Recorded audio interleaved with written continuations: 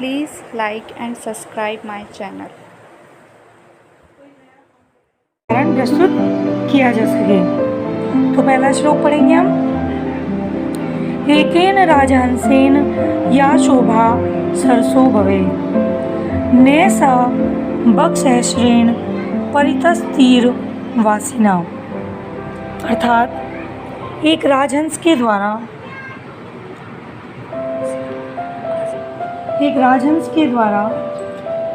सरोवर की जो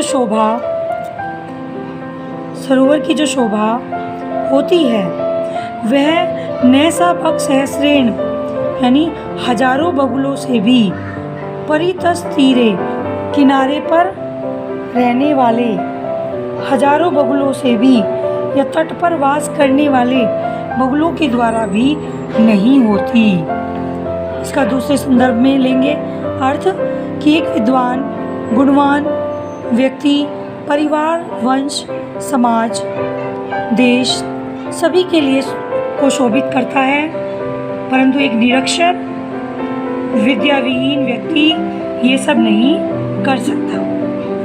ठीक है बच्चों, तो दोबारा से इसका अर्थ देख लीजिए कि एक राजहंस के द्वारा सरोवर की जो शोभा होने योग्य होती है, चारों ओर तट पर बैठे हुए हजारों बगुलों से भी वह शोभा नहीं होती। अब दूसरा देखेंगे। भुक्ता मृणाल पटली भवता निपीता। मृणाल पटली कहते हैं कमल नाल का समूह। भवता निपीता अर्थात भली भांति पिया गया। अम्बोनी यत्र नलिनानि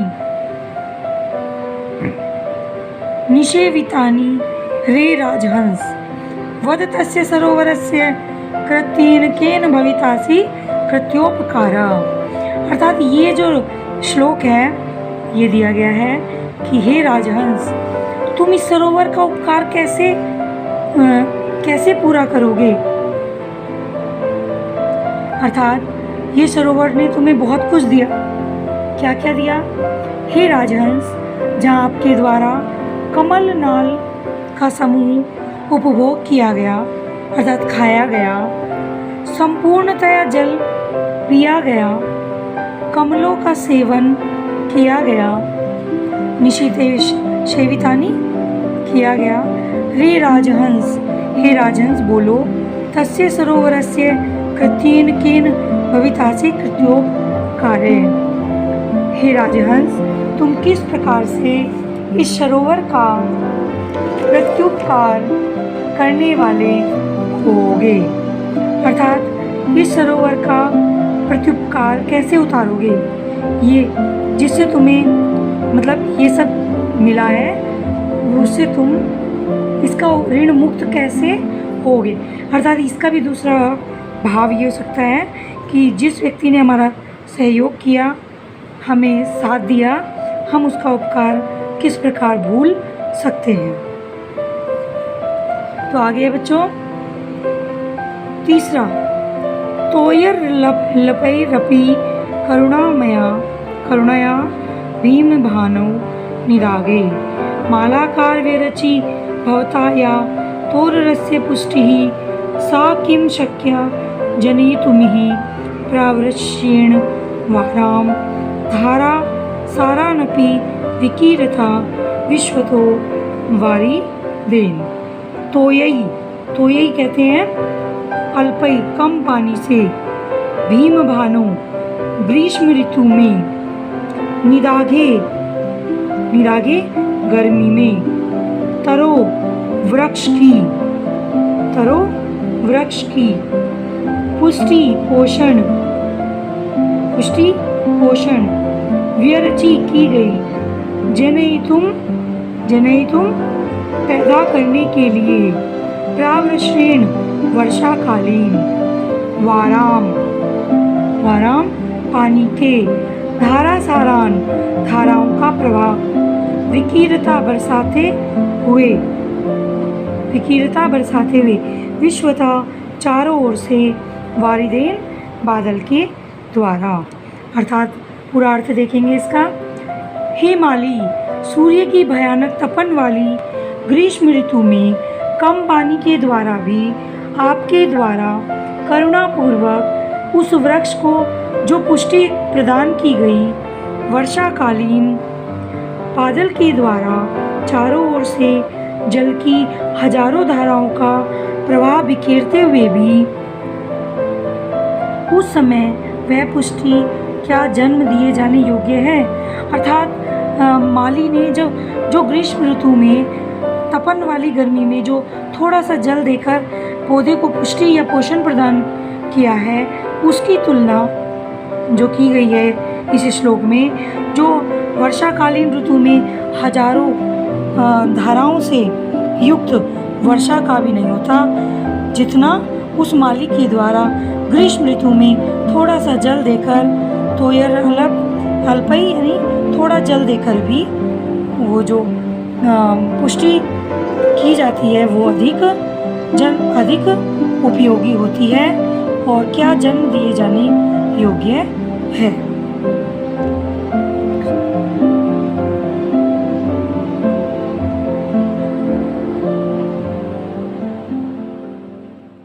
नमो नमः बच्चों। अब हम अन्योक्तया पाठ का जो चतुर्थ श्लोक है वो पढ़ेंगे।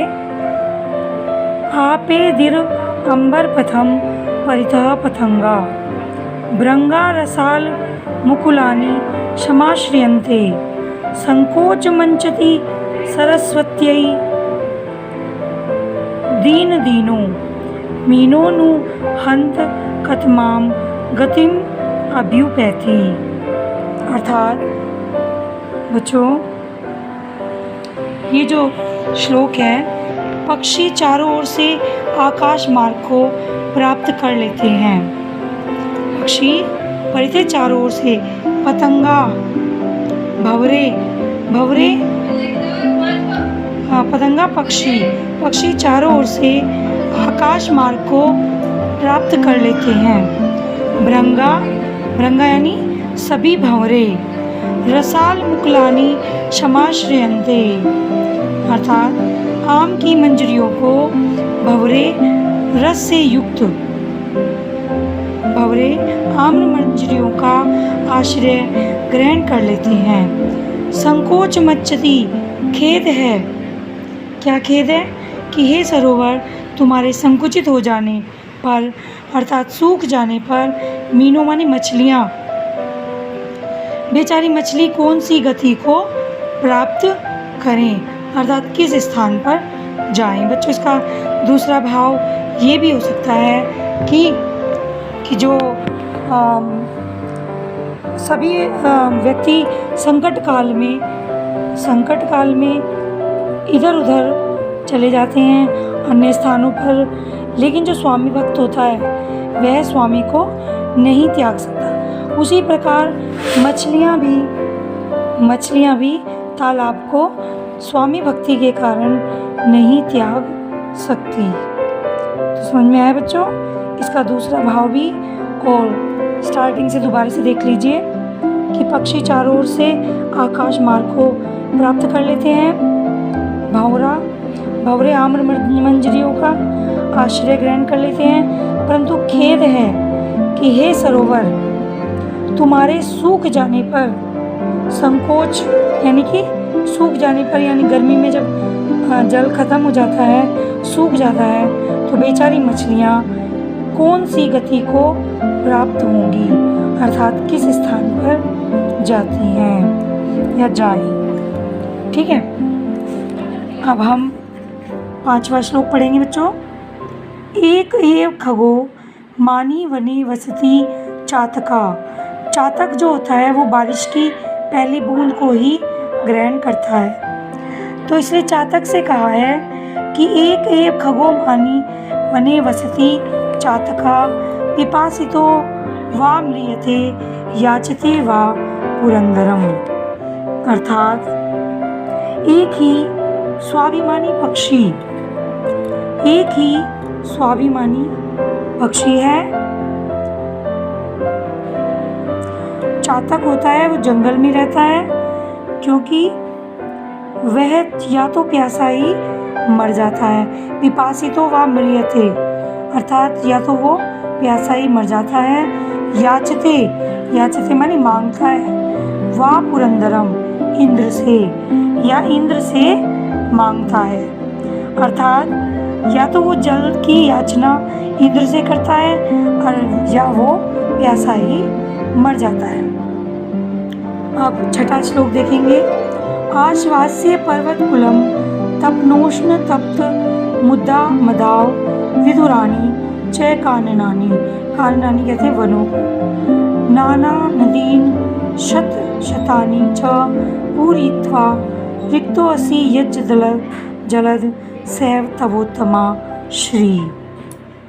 अर्थात बच्चों, इस श्लोक में कहा गया, हे जल देने वाले बादल, हे जल देने वाले बादल,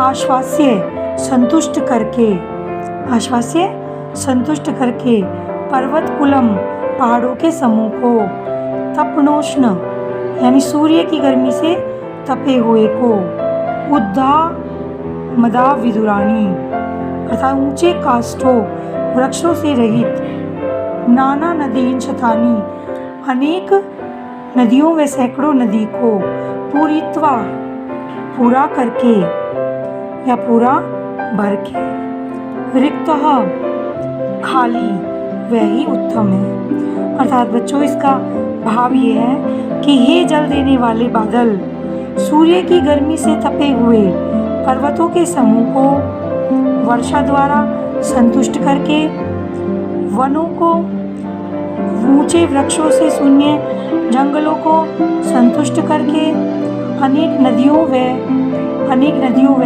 सैकड़ों नालों को पूर्ण रूप से भर के जो तुम खाली हो गए हो, यही तुम्हारी उत्तम शोभा है। अर्थात बच्चों, जैसे विद्या होती है, विद्या को जितना दान दिया जाए उतना ही देने वाला वो शोभा को प्राप्त करता है।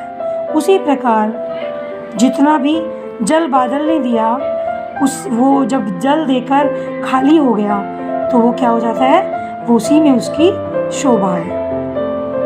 ये बहुत इम्पोर्टेंट और बहुत अच्छा श्लोक है बच्चों। 7वां श्लोक पढ़ेंगे।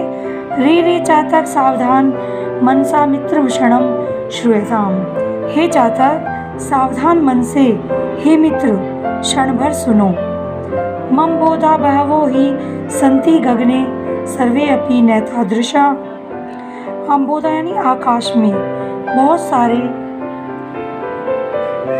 सारे बादल गरजते हैं, लेकिन उनमें कुछ केचित वृथा, कुछ बेकार में ही गरजते हैं और कुछ बारिश से पृथ्वी को गीला कर देते हैं। यम यम पश्यसि तस्य तस्य पुरतः, तुम जिसको देखते हो उसके सामने, पुरतो माँ ब्रूहि दीन वचना, उसके सामने अपने दीन वचन मत कहो। अर्थात इसका अर्थ है बच्चों कि हमें अपने हर सुख दुख को हर व्यक्ति के सामने अपने दीन वचन नहीं कहने चाहिए, क्योंकि कुछ लोग आपकी सुनेंगे लेकिन उसकी बाद में मजाक लेंगे, लेकिन कुछ लोग आपकी सहायता करेंगे। तो उसी प्रकार चातक को भी यही कहा गया है कि हे चातक, तुम भी प्रत्येक बादल जो आकाश में घूमते हैं उनसे अपनी व्यथा मत कहो, क्योंकि वह बारिश की पहली बूंद ही पीता है।